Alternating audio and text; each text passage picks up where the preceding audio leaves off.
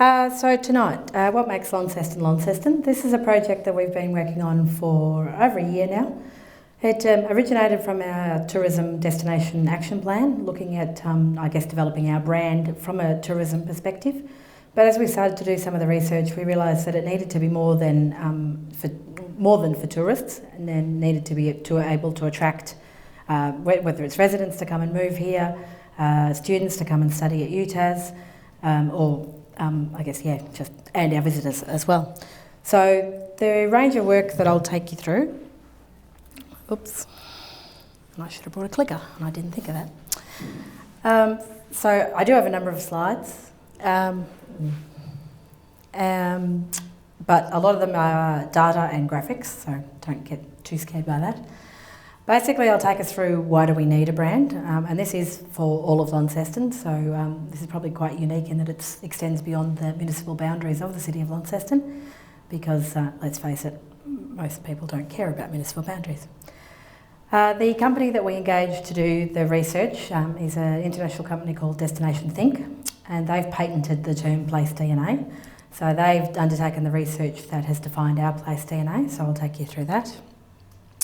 That will then share some insights with how we found out what makes Launceston Launceston.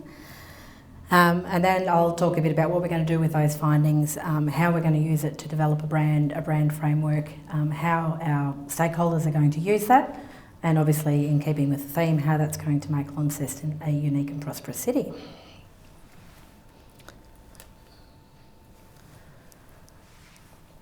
So why do we need a brand? Jeff Bezos used to say that your brand is what others say about you when you're not in the room. So this is actually made up two significant parts of our research. It's how people perceive us outside of Launceston, and how we project ourselves to people outside of Launceston, which is actually very different to how Launcestonians regard Launceston. So it's obviously about marrying the two together.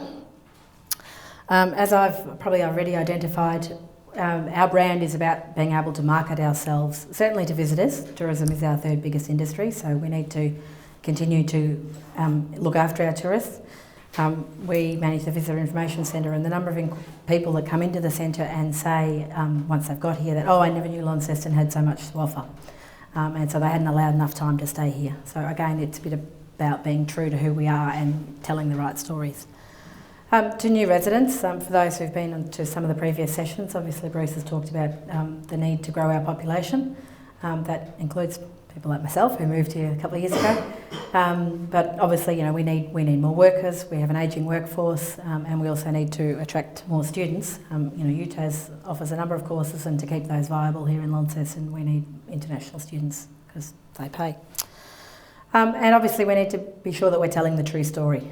As you'll see from some of the research, some previous brand work has been maybe some good ideas by a certain collection of people, but it hasn't necessarily been true to what Launceston is. So what is place DNA? So as I said, this is the patented theory from Destination Think. So they basically make it up from the DNA, as in who we are and what makes us up, how we project ourselves to anybody who doesn't live here, and how we're perceived by other people. The beauty obviously of this day and age is that we can analyse a lot of this online, and so we have some fascinating statistics from 2.9 million online conversations that talk about Launceston. So I guess step one is identifying the core identity of your place, and I'll take you through the research that we did to do that. What the sense of place is, really about defining who and what we are. And then 3 is being the centre of those 3 circles, the epicentre of all those experiences, all those stories that your place generates that basically tells the authentic story. Obviously, the greater the alignment that you have between your DNA, your projected and your perceived, then the stronger your reputation. And that's obviously what we're trying to get to, and you'll see that in the past we haven't done that particularly well. So new time, new age, let's get to that point. So how do we do the research?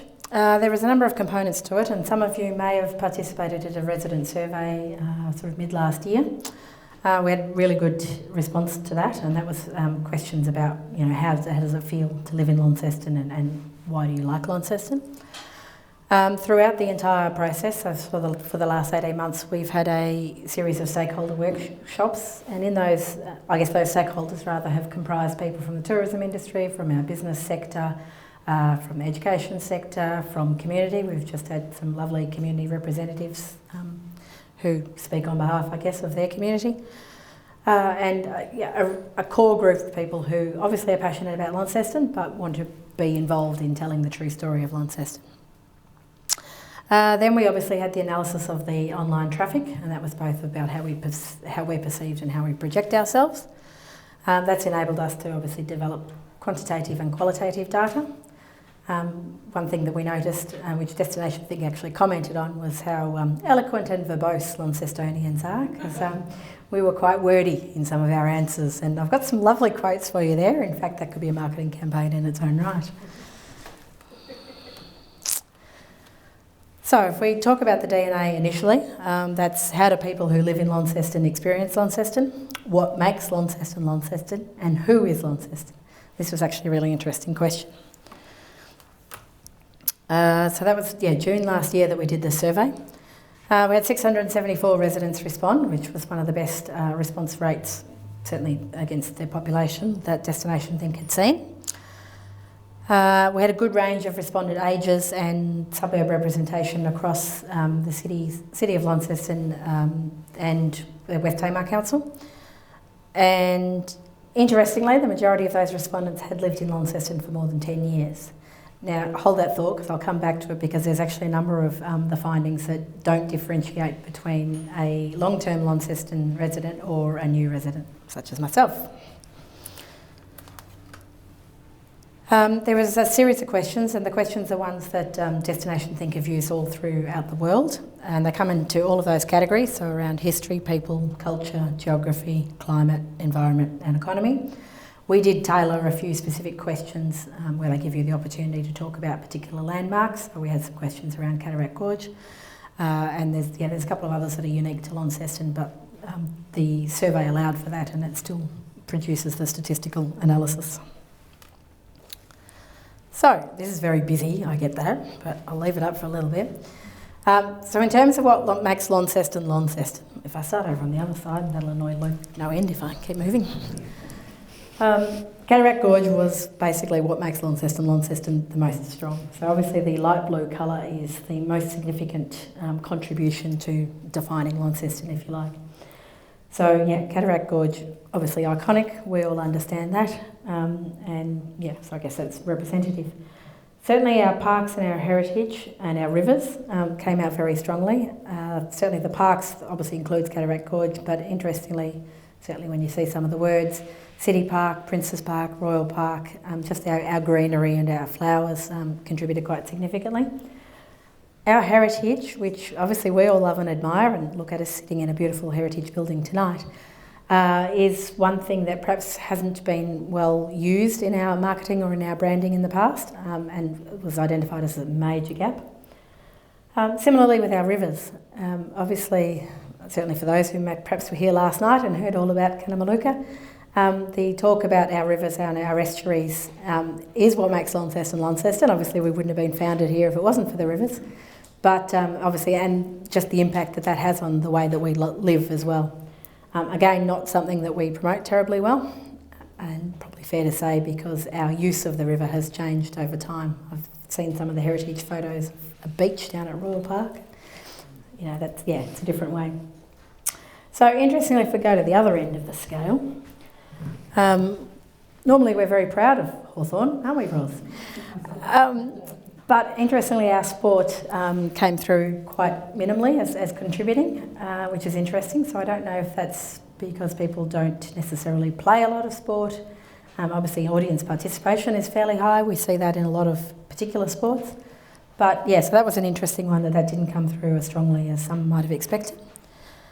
Our Aboriginal heritage and culture was also quite interesting to us. Obviously, Tasmania has a mixed bag of Aboriginal heritage happenings and stories, but the impact of that on who we are today does not come through very strongly. And so some might say there's some work to be done in that area, and possibly if we did this survey another 5 to 10 years' time, whether that would change, that'll be very interesting to see.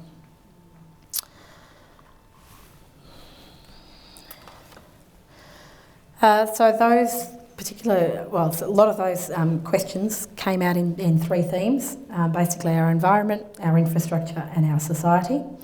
And so this is how they group, I guess, the findings of who we are. So we were definitely the strongest in environment, which probably again resonates with Cataract Gorge, the parks and the rivers. That all makes sense. Society is interesting, and we'll explore that a bit further because that gets into certainly some of the things that we hear at the visitor centre about how friendly and relaxed we are as a people. Infrastructure was a slightly lower rating, which again is interesting because then if you think how important or how well scored the heritage element was, that's interesting that didn't necessarily come out as well.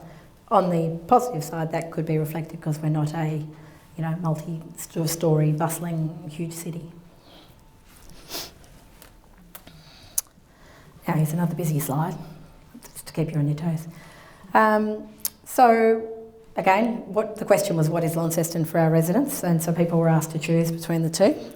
So if you look at the top, apparently we're very slow paced.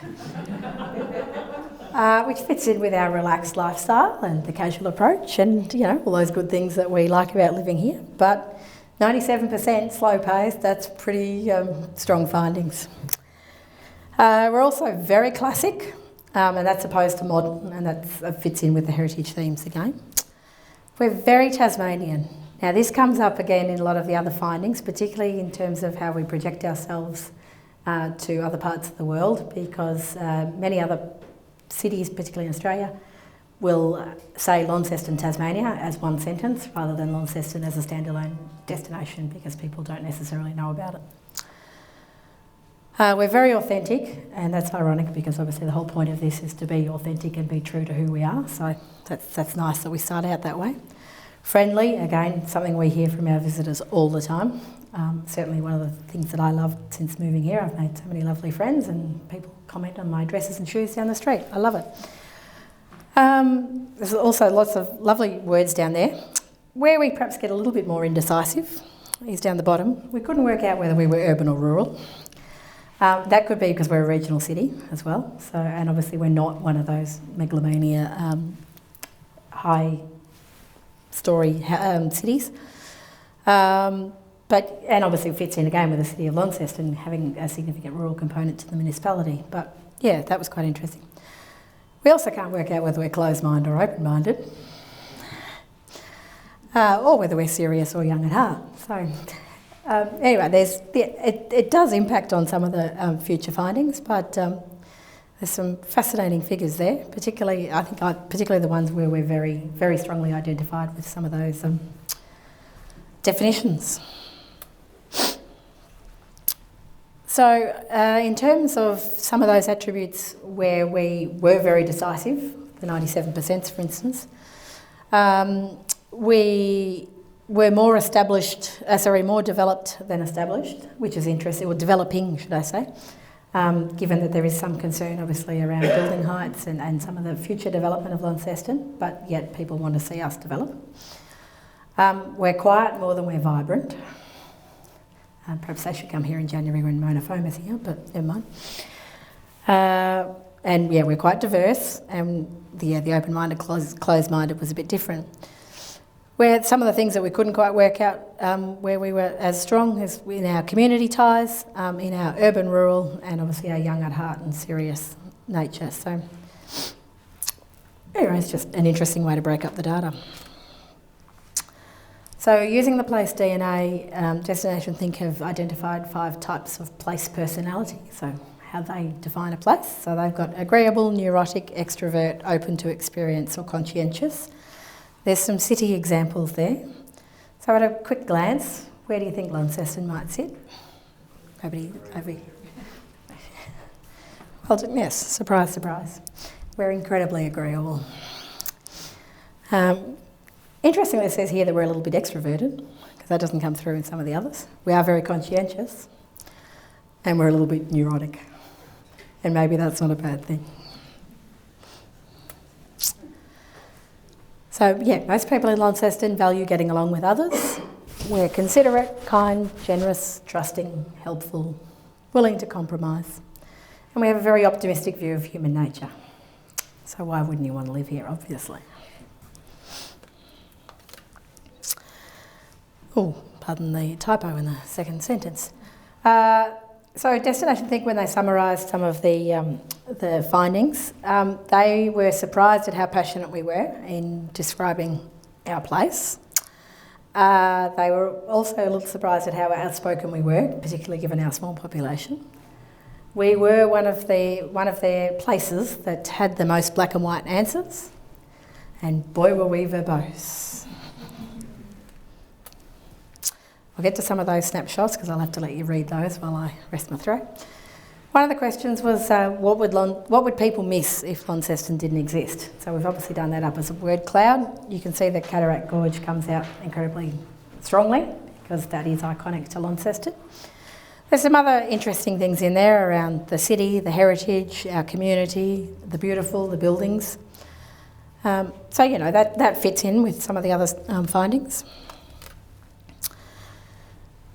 Now, we have some of the more positive quotes over on this side and some of the more arrogant, apparently, quotes on this side.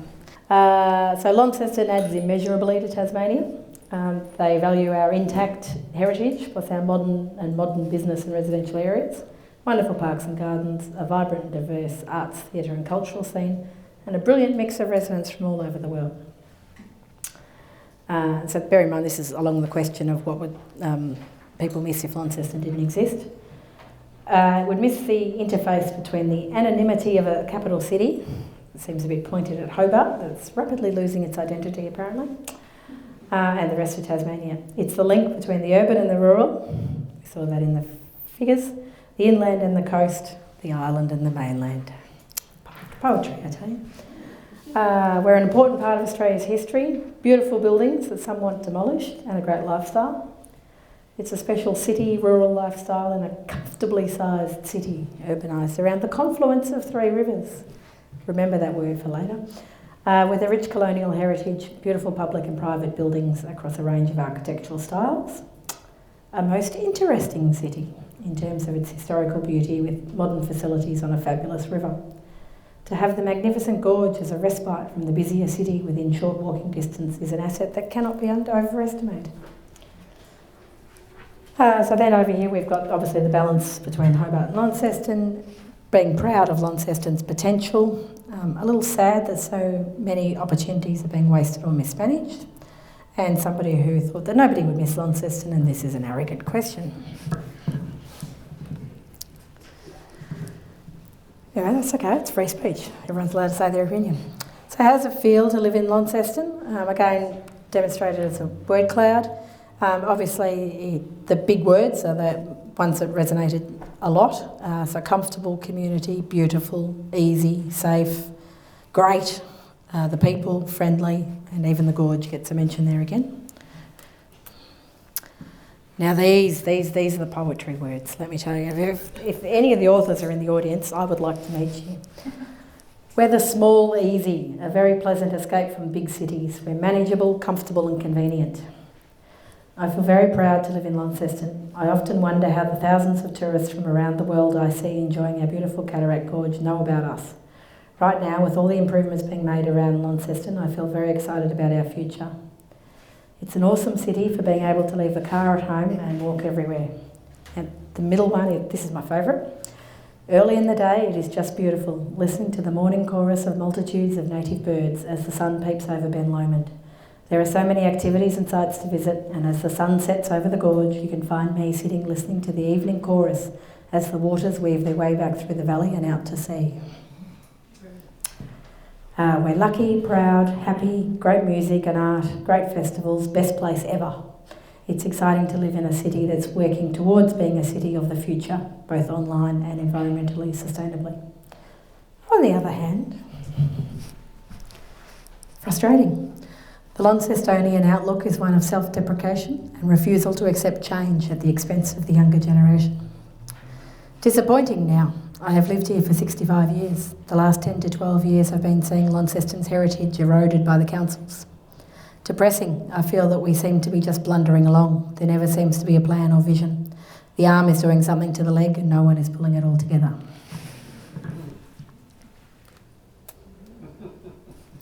So ironically, the next question was, how is Launceston changing? So certainly slowly, came out quite strongly. But we are becoming new. There's development. Development's quite strong. Better, the people, traffic, tourism, modern community. So there's some positives and some negatives. Anyway, here we go. Back to the quotes. So apparently we're changing too fast. We're growing at a rapid rate. Only been here 2 years, but I love the city upgrades. It's starting to be more adventurous. It is becoming a more accepting city, despite the old conservatives in power. The young hipsters are awesome and make this town a safer place emotionally and physically. Thoughtful, emotionally intelligent and progressive without wanting to destroy the beautiful nature and history of the city. Now, there is a little caption down the bottom here. Some people use capital to answer all these questions, which we all know in this day and age is equivalent to shouting. We have translated those back to normal text. Launceston has a changing, it's becoming more multicultural, which is a good thing, as in the past Launceston was very conservative and scared of change. The only thing that worries me is the amount of concrete in the new developments, malls, etc., and the boring plantings. The ugly glass and steel boxy buildings with no regard to the beauty of the man-made fine public buildings that were erected in the late 1800s and early 1900s, which is a little contradictory to some of the other findings. Apparently we're becoming more cosmopolitan, clean, picturesque, people-friendly, festive, diverse, contemporary, open-minded and entrepreneurial. On the other hand, are we changing? It's not. It's not. X, whatever that means. Changing too slowly. Empty shops. Minimal change. Launceston sometimes seems to try too hard to be something it is not, rather than saying, hey, we're Launceston, and we're not like every other mid-sized regional city in Australia. We want to be us, low-rise, historic and friendly. I do hope Launceston doesn't change too much and lose the old world charm that has existed for so long and been an attraction. The addition of more cafes, modern retail outlets is always welcome.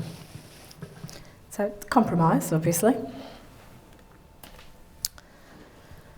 So the question of how proud are people to live in Launceston? If you take the three versions of proud, basically 87% of our population are proud. And interestingly, in this one in particular, there was no significant difference whether someone has lived here for more than 10 years or been here a couple of years like myself. There's some people who aren't proud to be here, and I guess they're the ones that we need to work on. But yeah, positively so. Most people are very proud to be here. So that was the resident survey. We then, over the course of probably the past 18 months, we've probably had 8 or 9 various workshops with our stakeholders. And as I said, that's tourism industry, business people, academics, community representatives. We've tried to cover the full gamut. So we've added some of their workshop results to the resident survey, because obviously all of those people are also residents of Launceston. We made them work a bit harder than those who answered the survey, so they had to develop an elevator pitch, work out what our brand personality was, what our product experiences and our positioning were. What is elevator pitch? That's if you're stuck with somebody in an elevator, so in the 30 seconds it takes you to get from this level downstairs, what can I tell you about Launceston? Yep.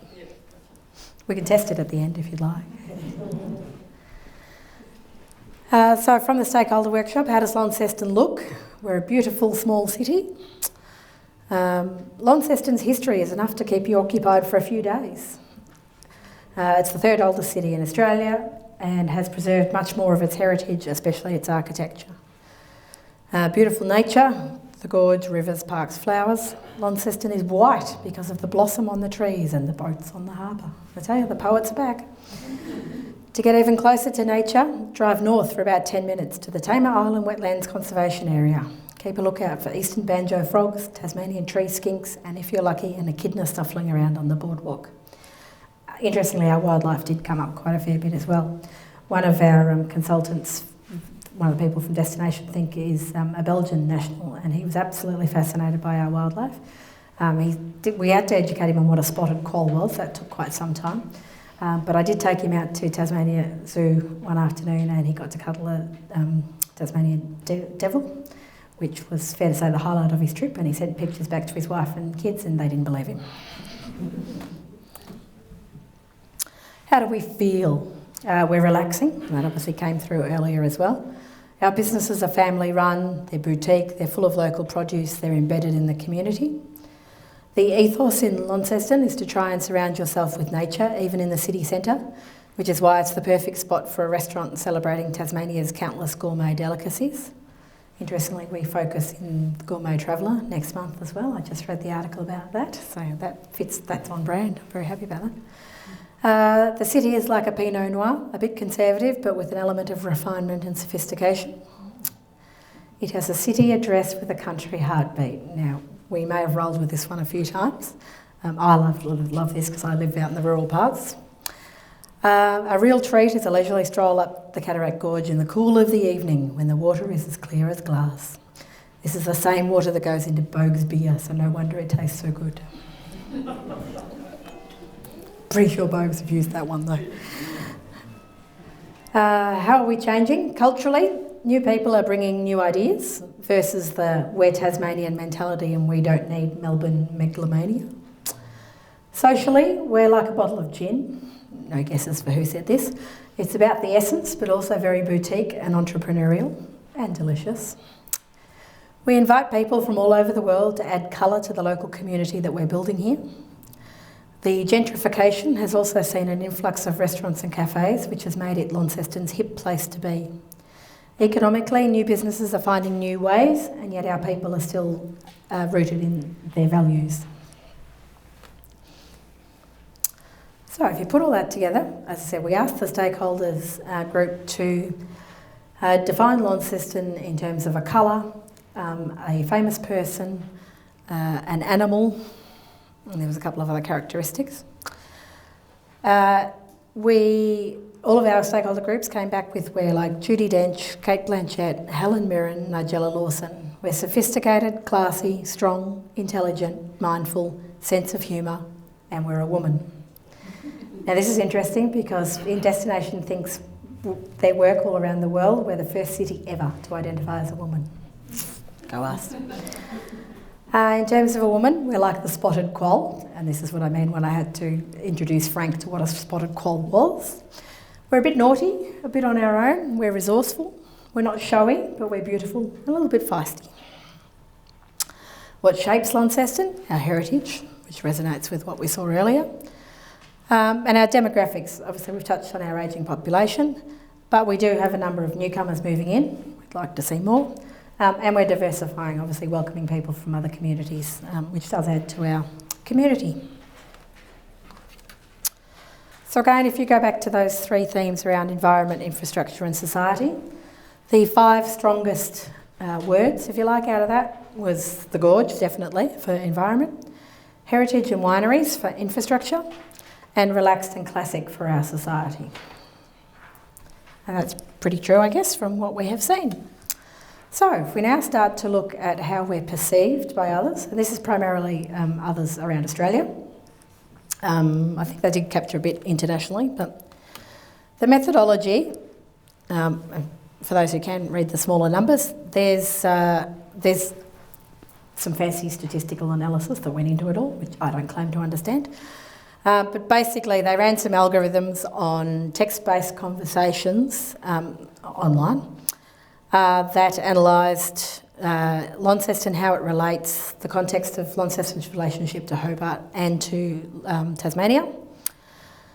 Interesting, the number of online conversations about Tasmania alone were very low, so they only found 120,000. And that relates back to what I mentioned earlier, that nearly always it's Launceston, Tasmania as a package deal rather than Launceston standalone. Hobart, unfortunately, gets talked about by itself 670,000 times, but Tasmania as a whole is 2.1 million. So all up, they've analysed 2.9 million online conversations about Launceston, Hobart and Tasmania. That's 500,000 different sources. A whole lot of social media and online stuff that none of us need to know. So obviously, yeah, as we've said, the biggest conversation was around Tasmania. And 30% of all conversations that talk about Launceston do say Launceston, Tasmania, as opposed to Launceston by themselves. So that is important to note, because obviously then the Tasmanian brand is having an impact on Launceston in this, how we're perceived. And then obviously the intersection is where all three destinations are mentioned in one conversation. That did account for approximately 7,000 conversations. So interestingly, and this could relate to what we see at the visitor centre when people have flown into Hobart, they drive up to Launceston, think they're going to see everything up here in a day, and then say to us at the visitor centre, I didn't know there was so much to do. There's some more mathematics for those who are interested. Again, I don't claim to know the calculations behind it all. But basically they look at, I guess, the positive conversations, so that those that are promoting a place. On the flip side, the place detractors, so those that are speaking negatively about a place. And in the middle, those who are speaking indifferently about a place. So that enables us to calculate... Oh, did I miss one? No, that's right. That allows us to calculate our sentiment score, which we can then use to compare to others. So if you map all of those 2.9 million conversations and where they were taking place, or where that data is originating from, you can see that it's primarily Hobart and Melbourne for us, Sydney next, Brisbane, Adelaide, Canberra. So I can't remember whether they use some international data or not, and one would wonder why the rest of Australia is not talking about us as well. So that, as I said, those conversations went through the algorithm that determines our sentiment score, and you'll see this a bit more in some of the following slides. But basically down the bottom it defines what a good sentiment score is. So basically anything in the 40s is amazing, or good or great. A score in the 30s is pretty good. A score in the 20s is fine, but if you're in the 10s, it's a bit concerning. So in our sentiment score in comparison to Hobart and to Tasmania, we are actually very positive. So and I think that's probably reflected by those people who get here and go, oh wow, I didn't know. So, you know, it's before they got here, they didn't know that about us. And again, you'll see that in some of the other conversations. But once they're here, they do speak very positively about it. Not so much Hobart, and yeah, Tasmania is even a little lower as well. And so that's obviously the positive, the neutral and the negative impacts on those and how that detracts from the score. If you look at the sentiment based on the location of where that conversation is taking place, there's a lot of numbers, you don't need to know it all, but interestingly, the most negative conversations that are being said about us are in Melbourne, which is interesting because obviously it's our closest neighbouring city outside of Tasmania. It is the place where most people enter Launceston from, and you know, it's probably one of the biggest places that we promote to in terms of weekend getaways or destinations for our visitors. So that was a little concerning, and we'll explore that in a moment. Interestingly, Sydney speaks far more positively about us. So why does Melbourne not speak positively about us? The top 3 conversation drivers of negative sentiment can be distilled down to flight delays and or airline availability. This was not the airport, very important to say, because we had the airport in our stakeholder meetings. So it's not the airport itself, it's the airlines. Obviously their frequency of cancelling flights, not being able to get on a flight, not being able to get a cheap flight, and then obviously even once you're booked, the flight potentially being delayed or cancelled.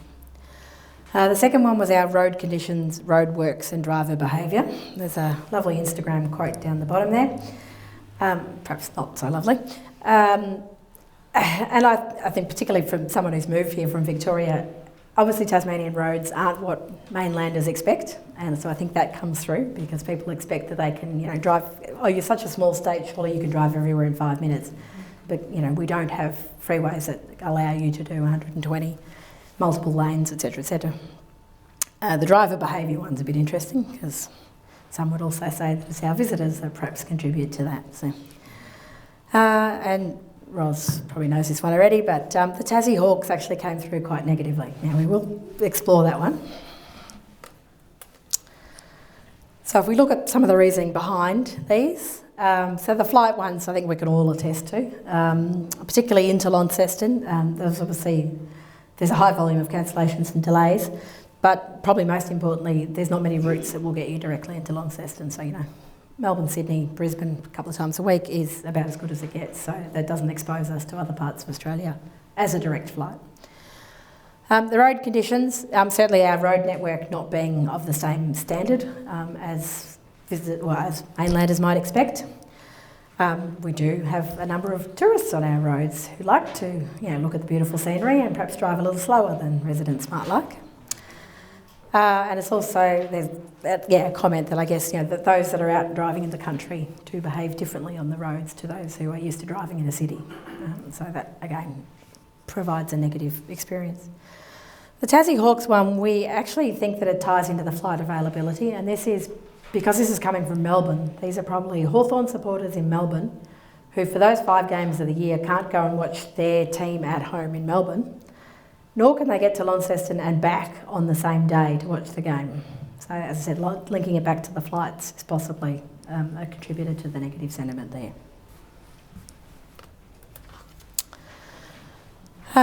If we look at our assets, and so obviously these are some of the things that we are projecting ourselves to the rest of Australia, and that's what aspects of Launceston we feel, or visitors feel, are share-worthy, and Instagram's fantastic, obviously, source for this. But they, Destination Think, have used a keyword and image analysis framework to go through this to look at what is share-worthy. Right, there's a lot of data there as well. Restaurants came out on top. Lots of photos and reviews online, photos of food that's been eaten in Launceston and reviews of our restaurants.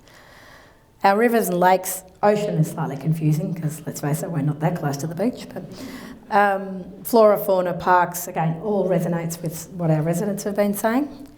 Festivals and events, that didn't come through as strongly for the residents, perhaps because we're a bit more used to them, but is certainly an attractor to others. Very pleasing to see that our accommodation is apparently quite high and quite worthy. Beach came up again. But yeah, you'll also notice that the Aboriginal culture is still really low. So not only are our locals not identifying with it, but our visitors aren't either.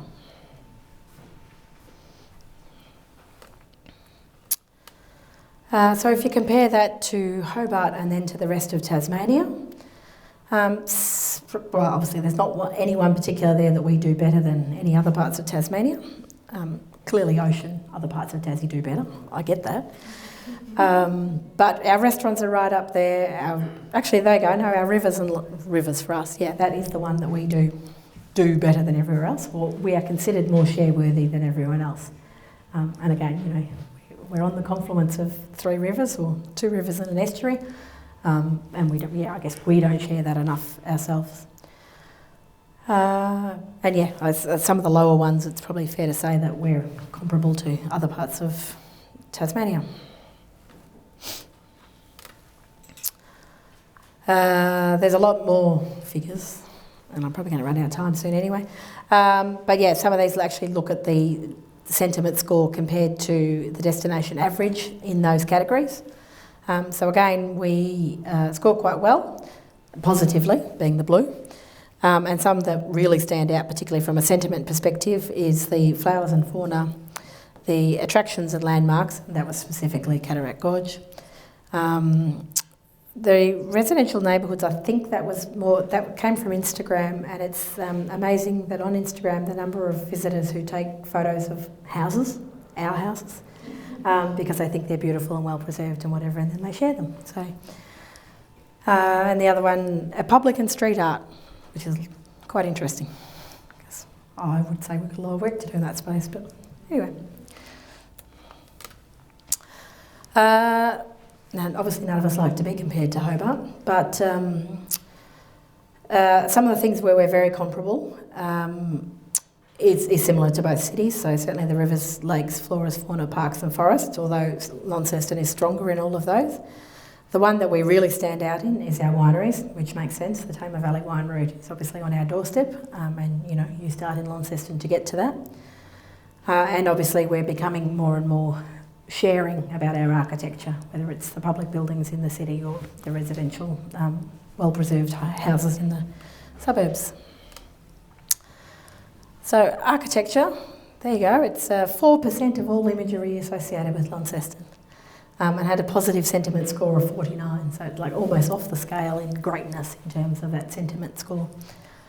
And yeah, that's just a collection of images that came off Instagram, with one quote being that there's some wonderful heritage buildings in Launceston, Tasmania. See, Launceston, Tasmania. Then the writer has enjoyed wandering around and looking up.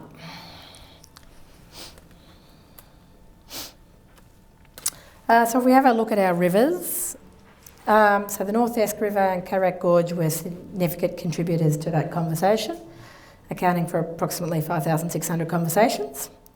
And again, that makes sense, obviously Carrack Gorge is iconic.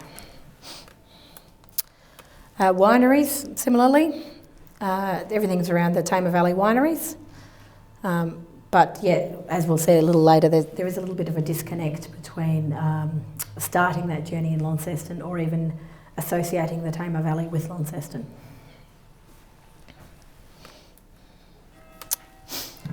So what stands out, sorry, I better check how long I'm going for, yes.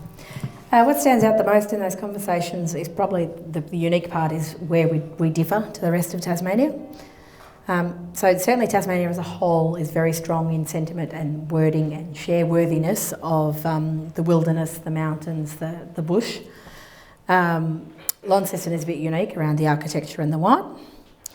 And then you see that some of the other points of difference, Hobart scores higher in restaurants, which some of us disagree with. Festivals and events, but interesting to do that in a few years' time when Mona Foam has been here for a few more years. And sporting events, where again, as locals, we might perhaps say that Launceston is more sporty than Hobart. And Tasmania, it's around the ocean and beaches. The wildlife, that's obviously where it comes up as generic Tasmania rather than a specific city, and the wilderness and mountains. So what are our attributes? And this is on the conversation that, not the conversation that people are having, but how they describe it. And look, let's face it, our visitors aren't nearly as verbose as our residents. They don't write nearly as nice words. But they did look at the most frequently mentioned adjectives used to describe Launceston. So they've paired them, and they couldn't, again, this is where we don't differ. Well, it's not a decisive differentiation. So the modern and the classic is, as you can see by the colours, almost similar. So in terms of modernness, we're contemporary, state-of-the-art, leading edge and avant-garde, but we're historic, Victorian, colonialist and design. Now, as locals, we might necessarily associate those in the same sentence. So again, interesting. So taking some of those attributes and then I think this is how they split them. We're more beautiful than we are gritty. Whether we're classic or modern, that's a pretty close one. We're far more friendly than we are rude. In fact, we barely register on the rude scale. Vibrant and relaxing, this came up before as well. We can't quite decide what we are. Urban and nature, we can't quite decide. We are certainly more safe than we are unsafe. And we're touristy in a positive way. But it'd be interesting, obviously, if over-tourism becomes as much of a thing in Tasmania as it has in other parts of the world. There's some other screen grabs from Instagram where they talk about Launceston being relaxed. 67% of the content driving that attribution came from architecture and buildings. It was the visual verboseness, if you like, but in images of the classic architecture in Launceston, so that led us to being described as classic. The natural landscapes, obviously this is where the river comes through most strongly. Still beach, still don't quite know where people are getting that from. unless they're looking at that same photo that I was looking at Royal Park in the 1800s, where you could swim at the beach, and the trees and forests. And the friendliness. So it's good to know that we're at least 5% friendlier than Hobart and Tasmania as a whole. But that's very positive for us in terms of servicing the visitor economy, that visitors to Launceston have a positive experience when encountering service staff on their trip here. So if you summarise those three together, so we're classic, and that comes from our architecture. We're relaxed. That comes from, I guess, in contrast to the active adventurousness of Tasmania generally. Launceston is more relaxed and calm. And we're friendly.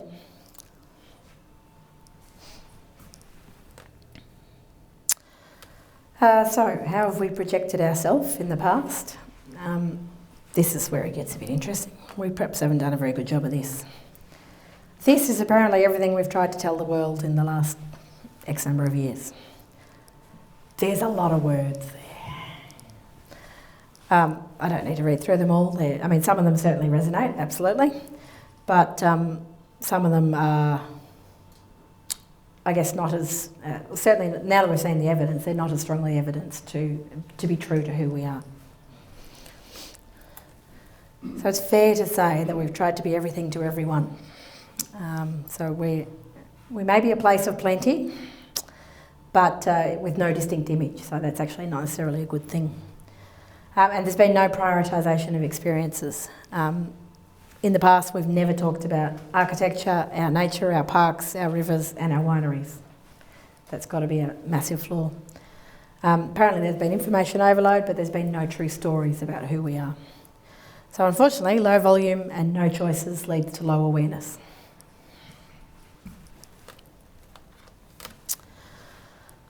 So I guess some of the observations and challenges.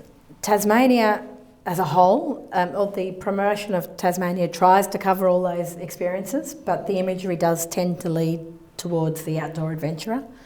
People that want to be actively stunned by nature, look for rare animals, love their sports, absolutely. But they're probably not the same people that would want to spend time in Launceston, but that's possibly because they don't know what they want from Launceston. Our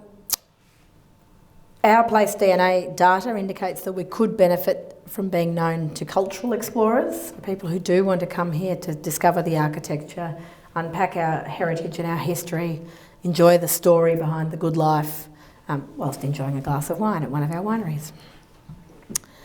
The problem obviously for us is that we clearly can't be promoted as a standalone place or a destination because so many other parts of Australia don't recognise Launceston as an entity. It's Launceston, Tasmania.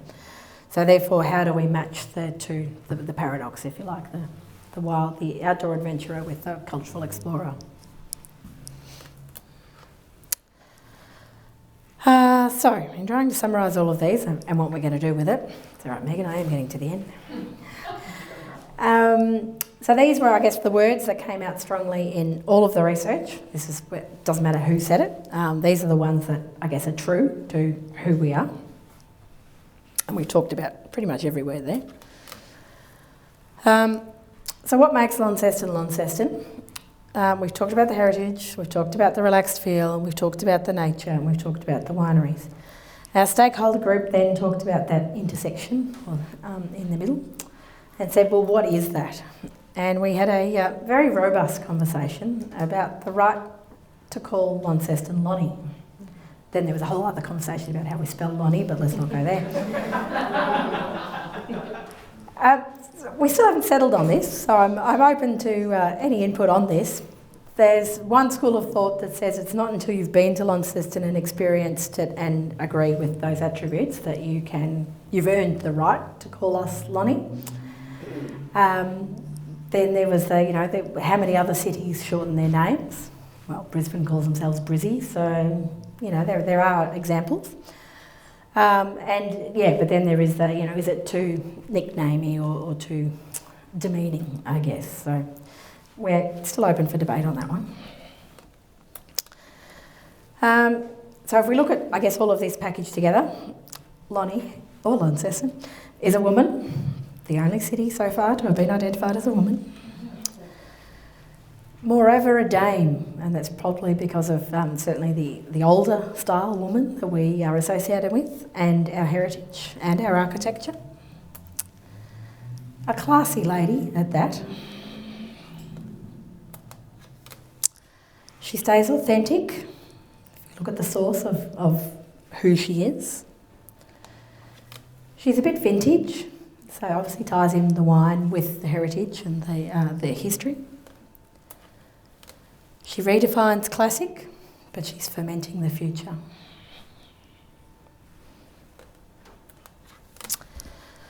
So all of that has led us to develop a little bit of a snapshot, and I have a few copies available for those who wish to take some. It's basically a summary of all of that. See, I could have done 74 slides on one two-pager, Megan. I could have saved us all this time. So it talks about some of those attributes, how they've come out, and some of the words that we are going to use to start to develop the stories to talk about Launceston.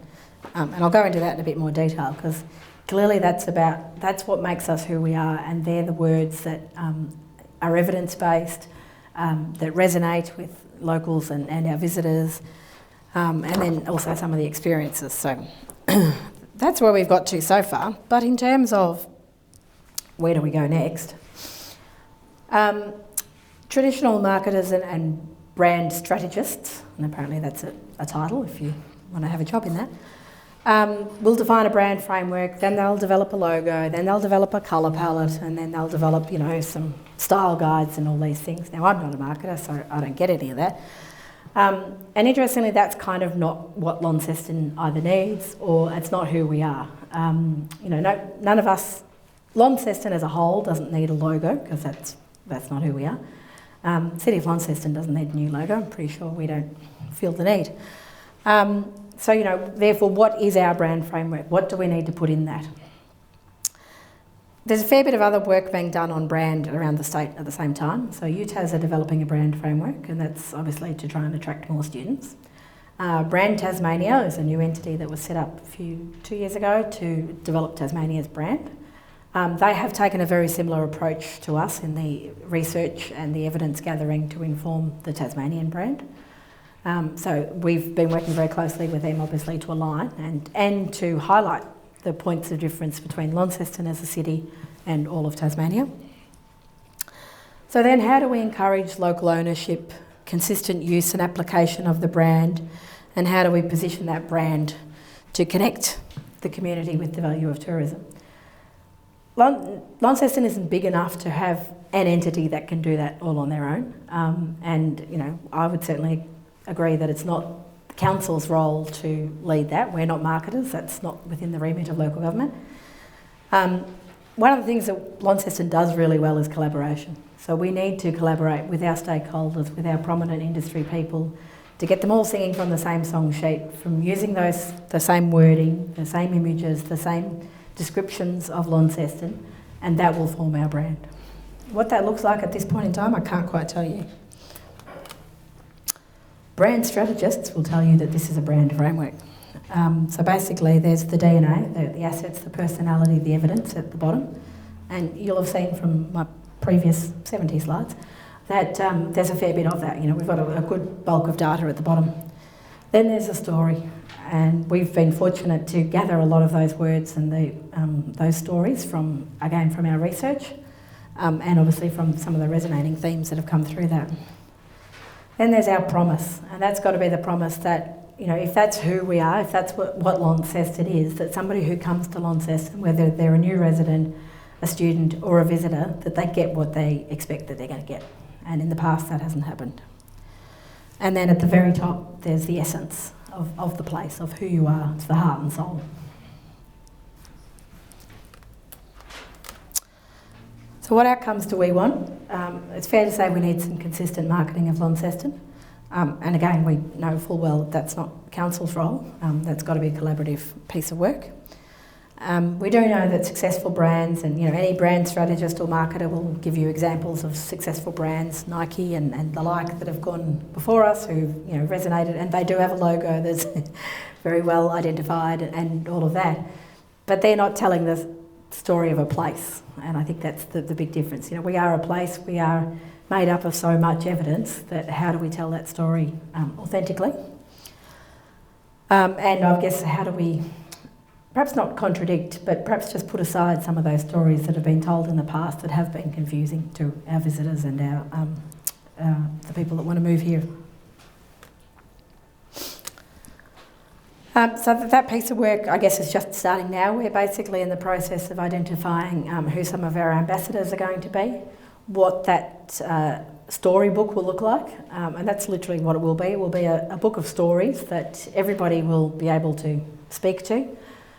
We have identified that imagery is very important in promoting Launceston and certainly Tasmania. So again, having a good, consistent suite of imagery that even mere mortals can use for their Instagram. So rather than I'm a terrible photographer, so if I went and took a photo of the North Esk River, it would look pretty ordinary. But if there's a good quality photo that's available to share for everybody, then I'd put that on my Instagram and then write the story that goes with it. So it's about sharing that and getting everybody on the same page. But we do need ambassadors to do that. And so, the whole point being, why are we doing this and how's it going to make us grow? It will grow the visitor economy. It's about exceeding those visitor expectations, dare I say in the first place, even just meeting them, so being what people expect, but being authentic and friendly as well. We hope it'll attract more students.